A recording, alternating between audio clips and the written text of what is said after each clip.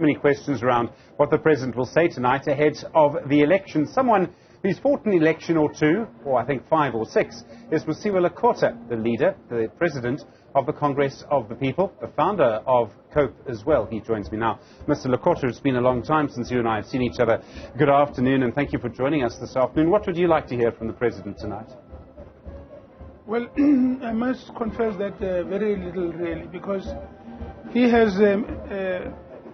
has been making many speeches year after year, and instead of the things he said he was going to do happening, the opposite has happened. And the country has deteriorated and deteriorated. But I have to come and listen to him, because he is still the president of the country. And but we will respond when our time comes. We'll respond to that. And because when I look around and I think about the years I spent on Robben Island, hoping that when freedom shall come, our people will have homes, our children will go to schools, the education which we were denied, we opened the channels for that. But when we did that, what they did, they got rid of people that could have contributed to sustain South Africa where it was, and actually improve the lives of our children by giving them more education, more training and all of that. But now there's hardly schools in the townships. There's no teachers. There is no medical doctors. People don't even have water to drink. There's sewage everywhere you walk the street, and it's just so sad. And I don't know why we spend so many years of our lives in the prisons, believing that there's a better future somewhere. What's happened to it, I don't know. It must be heartbreaking. I mean, the role that you played for the UDF, the freedom you had to give up. It was a very tough time for people inside the country. I mean, outside the country too, but inside the country, for people like yourself. You would have known people like Cyril Ramaphosa as a much younger man as well. Yes, I knew him very well. And in 2008, when you served your divorce papers on the ANC and you formed COPE, you kind of said the way the ANC is going to go is the wrong way. You've been chairman of the ANC. Yes, I have been. Yes, I did. And then Cyril Ramaphosa eventually, 10 years later, comes in as leader. Did you think that the ANC had a chance then? There was a moment where I thought maybe you might go back to the ANC, and it hasn't worked out in the way that you've always wanted. No.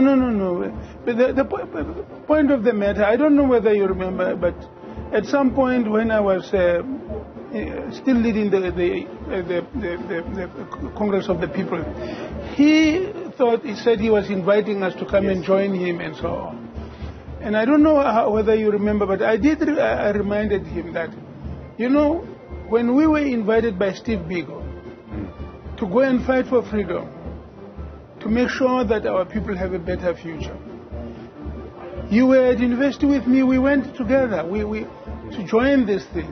But when we got arrested and the police had us in Pretoria prison, you wrote a statement to the police to say that I put communist ideas in your head. You really sold me down the thing.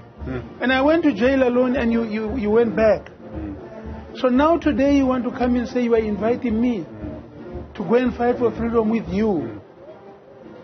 When you ran away from fighting for freedom at the time when we were going to fight for freedom. I never forget this, that all those years I went into jail and I came back. Now, of course, now when we came back, because President Mandela and others said, no, we must forgive each other, because some of the people did this. So when his chance came, we said, okay, give him a chance. But look what he's done to our country, together with Zuma and them. They did all of that. So, you know, I don't want to dwell on what others have not done right.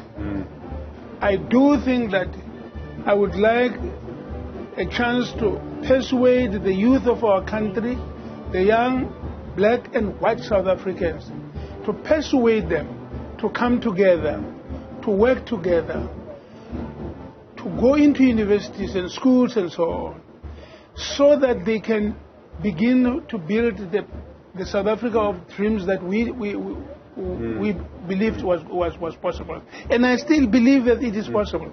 I believe that if the youth of our country, black, white, Indian, whatever, once they can be brought together, you watch out. Once they are given the education that they deserve, you watch out. We said to these guys, don't expel people who've got education, who are trained, who are technicians, who are all of that. Don't expel. Use them to educate all the other young people. Hey, man. South Africa would have been a miracle among nations, honestly. When I listen to you, and I've heard other people, some of them a little younger than yourself, if I may say, and I hear from them a kind of almost a betrayal. This is not the South Africa we fought for. There's an older phrase that says this is not yet uhuru, it's not freedom, it's not that. Do you think that millions of voters feel that? I mean, are we going to see that result in the election, this election? Honestly, as I sit here with you today, I know I meet very many people in our society who are saying, this is not what we were hoping for. And we do believe that it could have been different. So there are many South Africans who really believe that change can come. And perhaps, I think, the future we dreamt of is yet to come. Maybe we will not be there, but it's neither here nor there. As long as the young people of our country and many others who are of goodwill, as long as they focus, they will change this country and make it what it really deserves to be. I hope you'll forgive me for saying this, but you've been to many State of the Nation addresses. I mean, I remember reporting on you as a defence minister. Is this your last one as a Member of Parliament? I must be honest with you. You know, I do think that perhaps I must take a rest. You know, I think so. Whether the members of our party will allow me to, I don't know. But even if I don't, they don't allow me, I will only contribute what I can do to the party. What I'm not going to stop doing is to try and persuade people to look in the positive direction of building a better South Africa. That I will always do. But I need to take a rest. I do think I need to take a rest. I know it's been a long, hard road for you as Pope, and I think if you look at your career over the years, I think many people are going to agree that you've deserved your rest. So. I would really appreciate it. Mosiuoa Lekota, thank you very much indeed. President